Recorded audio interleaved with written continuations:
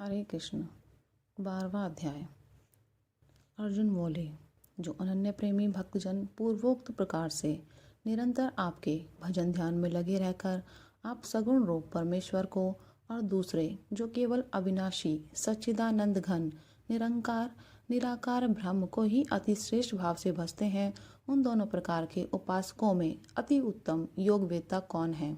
श्री भगवान बोले, मुझ में मन को एकाग्र करके निरंतर मेरे भजन ध्यान में लगे हुए जो भक्तजन अतिशय श्रेष्ठ श्रद्धा से युक्त होकर मुझ सगुण रूप परमेश्वर को भजते हैं, वे मुझको योगियों में अति उत्तम योगी मान्य हैं। परंतु जो पुरुष इंद्रियों के समुदाय को भली प्रकार वश में करके मन बुद्धि से परे सर्वव्यापी अकथनीय स्वरूप और सदा एक रस रहने वाले नित्य अचल निराकार अविनाशी सच्चिदानंद घन ब्रह्म को निरंतर एक ही भाव से ध्यान करते हुए भजते हैं, वे संपूर्ण भूतों के हित में रत और सब में समान भाव वाले योगी मुझको ही प्राप्त होते हैं। उन सच्चिदानंद घन निराकार ब्रह्म में आसक्त चित्त वाले पुरुषों के साधन में परिश्रम विशेष है, क्योंकि देह अभिमानियों के द्वारा अव्यक्त विषयक गति दुख पूर्वक प्राप्त की जाती है।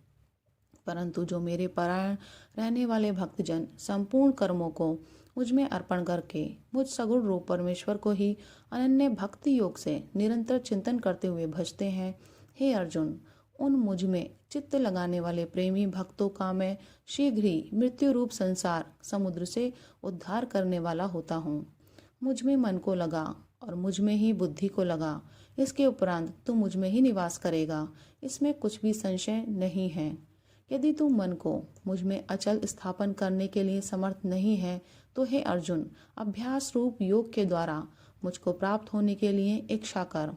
यदि तू उपयुक्त अभ्यास में भी असमर्थ है, तो केवल मेरे लिए कर्म करने के ही परायण हो जा। इस प्रकार मेरे निमित्त कर्मों को करता हुआ भी मेरी प्राप्ति रूप सिद्धि को ही प्राप्त होगा।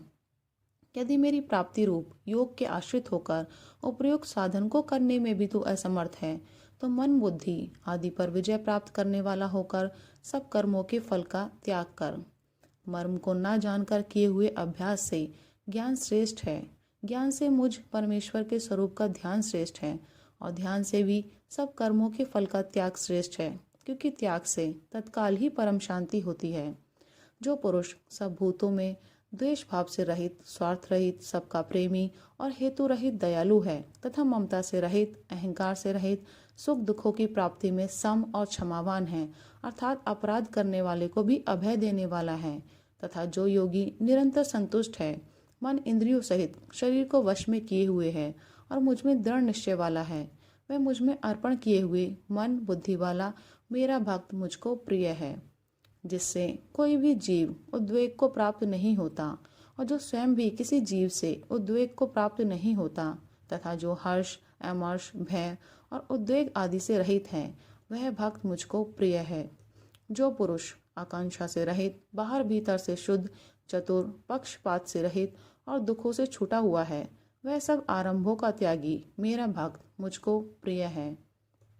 जो न कभी हर्षित होता है, न द्वेष करता है, न शोक करता है, न कामना करता है, तथा जो शुभ और अशुभ संपूर्ण कर्मों का त्यागी है, वह भक्ति युक्त पुरुष मुझको प्रिय है। जो शत्रु मित्र में और मान अपमान में सम है, तथा सर्दी गर्मी और सुख दुख आदि द्वंद्वों में सम है और आसक्ति से रहित है। जो निंदा स्तुति को समान समझने वाला, मननशील और जिस किसी प्रकार से भी शरीर का निर्वाह होने में सदा ही संतुष्ट है और रहने के स्थान में ममता और आसक्ति से रहित है, वह स्थिर बुद्धि भक्तिमान पुरुष मुझको प्रिय है।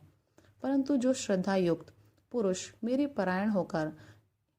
इस ऊपर कहे हुए धर्म में अमृत को निष्काम प्रेमा भाव से सेवन करते हैं, वे भक्त मुझको अतिशय प्रिय हैं।